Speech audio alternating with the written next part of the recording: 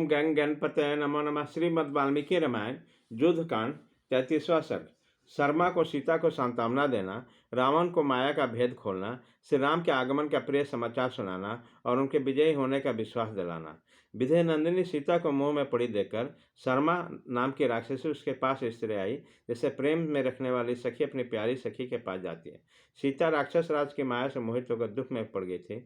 उसी समय मृदुभाषिनी शर्मा ने उन्हें अपने वचनों द्वारा सांत्वना दी। शर्मा रावण की आज्ञा से सीता की रक्षा करती थी और उसने रक्षणीय सीता के साथ मैत्री कर ली थी। वो बड़ा दयालु और दृढ़ संकल्प थी। शर्मा ने सखी सीता को देखा। उनकी चेतना नष्ट हो रही है, जैसे परिश्रम से थकी हुई घोड़ी धूल धरती के धूल से लौटकर खड़ी हुई है, उसी प्रकार सीता भी पृथ्वी पर लौटकर रोने और विलाप करने के कारण धूल दूषित हो रही है। उसने एक सखी के स्नेह से उत्तम व्रत का पालन करने वाली सीता का आश्वासन दिया। विदय नंदिनी, धैर्य धारण करो, तुम्हारे मन में व्यथा नहीं होना चाहिए। भीर रानो, तुमने जो कुछ कहा है और जो सौन तुमने उसे जो उत्तर दिया है, वह सब मैंने सखी के प्रति स्नेह होने के कारण सुन लिया। विशाल लोचने, तुम्हारे लिए मैं रावण का भय छोड़कर अशोक वाटिका में सुने गहन स्थान से छिपकर सारी बातें सुन रही थी। मुझे रावण से कोई डर नहीं है। मिथिलेश कुमारी, राक्षस राज रावण जिस कारण से यहाँ घबरा कर निकल गया, उसका भी मैं वहाँ जाकर पूर्ण रूप से पता लगाई हूँ। भगवान श्री राम अपने स्वरूप को जानने वाले सर्वज्ञ परमात्मा है। उनका सोते समय वध करना किसी के लिए भी सर्वथा असंभव है। पुरुष सिंह श्री राम के विषय में इस तरह बद्ध होने के बाद युक्ति संगत नहीं जान पड़ते। बानर लोग वृक्षों के द्वारा युद्ध करने वाले हैं, उनका भी इस तरह मारा जाना कदापि संभव नहीं है, क्योंकि जैसे देवता लोग देवराज इंद्र से पालित होते हैं, उसी प्रकार ये बानर श्री रामचंद्र जी से भली भांति सुरक्षित हैं। सीते, श्री राम गोलाकार बड़ी बड़ी भुजाओं से सुशोभित, चौड़ी छाती वाले, प्रतापी, धनुर्धर, सुगठित शरीर से युक्त और भूमंडल में सुविख्यात धर्मात्मा है। उसमें महान पराक्रम है। वो भाई लक्ष्मण की सहायता से अपनी और दूसरों की रक्षा करने में भी समर्थ है। नीति शास्त्र के ज्ञाता और कुलीन है। उनके बल और पुरुष अचिंतनीय है। वह शत्रु पक्ष के सैन्य समूह का संहार करने की शक्ति करते हैं। शत्रु सूदन से राम कदापि मारे नहीं गए हैं। रावण के बुद्धि और कर्म दोनों ही बुरे हैं। वह समस्त प्राणियों का विरोध, क्रूर और मायावी है। उसने तुम पर माया का प्रयोग किया था और मस्तक और धनुष माया द्वारा रचे गए हैं। अब तुम्हारे शोक के दिन बीत गए। सब प्रकार से कल्याण का अवसर उपस्थित हुआ। निश्चय है लक्ष्मी तुम्हारी सेवन करती है। तुम्हारा प्रिय काज होने जा रहा, उसे बताती हूँ, सुनो। श्री रामचंद्र जी बानर सेना के साथ समुद्र में लागकर इस पार आ गए हैं। उसने सागर के दक्षिण तट पर पड़ाव डाला है। मैंने स्वयं लक्ष्मण सहित पूर्णकाम श्री राम का दर्शन किया है और समुद्र तट पर ठहरे हुए अपनी संगठित सेनाओं द्वारा सुरक्षित है। रावण ने जो शीघ्रगामी राक्षस भेजे थे, वो सब यही समाचार लाए हैं। इससे रघुनाथ जी समुद्र को पार करके यहाँ आ गए हैं। विशाल लोच ने इन समाचार को सुनकर यह राक्षस राज रावण अपने सभी मंत्रियों के साथ गुप्त परामर्श कर रहा है। तब राक्षसी शर्मा सीता ने यह बात कही। उसी समय युद्ध के लिए पूर्णतः उद्योगशील सैनिकों का भैरव नाद सुना।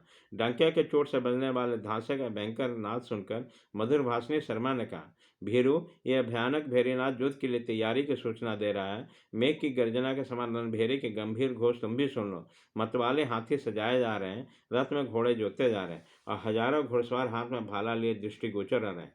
तुम जहां तहां युद्ध के लिए सनद हुए सहस्रों सैनिक दौड़े चले आ रहे हैं। सारे सड़कें अद्भुत भेष में सजे हुए बड़े वेग से गर्जना करते हुए सैनिकों से उसी तरह भरती जा रही है जैसे जल के असंख्य प्रवाह सागर से मिल रहे हैं। नाना प्रकार के प्रभा भी करने वाले चमचमाते हुए अस्त्रों, ढालों और कवचों को और चमक देखो। राक्षस राज रावण का अनुबंध करने वाले रथों, घोड़ों, हाथियों और रोमांचित हुए वेगशाली राक्षसों में इस समय बहुत बड़ी हड़बड़ी दिखाई देती है। ग्रीष्म ऋतु में वन को जलाते हुए दावानल का जैसा जजलमान रूप होता है, वैसे ही प्रभा अस्त्र आदि के दिखाई देती है।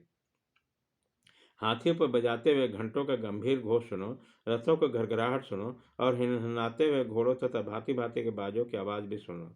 हाथों में हथियार ले रावण के अनुगामी राक्षसों में इसमें बड़ी घबराहट है। इससे ये जान लो कि उन पर कोई बड़ा भारी रोमांचकारी भय उपस्थित हुआ है। इस शोक का निवारण करने वाले लक्ष्मी तुम्हारी सेवा में उपस्थित हो रही है।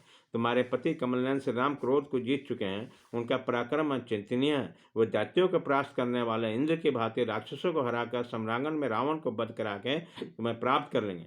जैसे शत्रुसूदन इंद्र ने उपेंद्र की सहायता से शत्रुओं पर पराक्रम प्रकट किया था, उसी प्रकार तुम्हारे पति श्री राम और भाई लक्ष्मण के सहयोग से राक्षसों पर अपने बल विक्रम का प्रदर्शन करेंगे। शत्रु रावण का संहार हो जाने पर मैं शीघ्र ही तुम जैसे सती साधु के यहाँ पधारे हुए श्री रघुनाथ जी के गोद में समोद बैठी देखूंगी। अब शीघ्र ही तुम्हारा मनोरथ पूरा होगा। जनक नंदिनी, विशाल वक्ष स्थल से विभूषित श्री राम के मिलने पर उनकी छाती से लगकर तुम शीघ्र ही नेतृत्व से आनंद के आंसू बहाओगे। देवी सीते, कई महीनों से तुम्हारी केशों की एक ही बेनी जटा के रूप में परिणित हो गई है, जो कटी प्रदेश तक लटक रही है। उसे महाबली श्री राम शीघ्र ही अपने हाथों से खोलेंगे। देवी, जैसे नागिन केचुल को छोड़ती है, उसी प्रकार तुम मुदित हुए पूर्ण चंद्र के समान अपने पति को मुदित मुँह देकर शोक के आंसू बहाना छोड़ दोगे।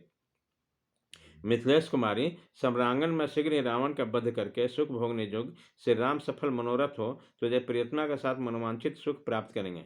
जैसे पृथ्वी उत्तम वर्षा से अभिषिक्त होने पर हरी भरी खेती से लहलहा उठती है, उसी प्रकार तुम महात्मा श्री राम से सम्मानित होकर आनंदमग्न हो जाओगे। देवी, जो गिरिवर मेरु के चारों ओर घूमते हुए अश्व के भांति शीघ्रता पर मंडलाकार गति से चलते हुए, उन्हीं भगवान सूर्य को, जो तुम्हारी कुल के देवता हैं, तुम यहाँ शरण लो, क्योंकि ये प्रजाजनों को सुख देने तथा उनका दुख करने में समर्थ है। इस प्रकार श्री वाल्मीकि निर्मित आर्ष रामायण आदि काम के जूर्ण कांड में 33वां सर्ग पूरा हुआ।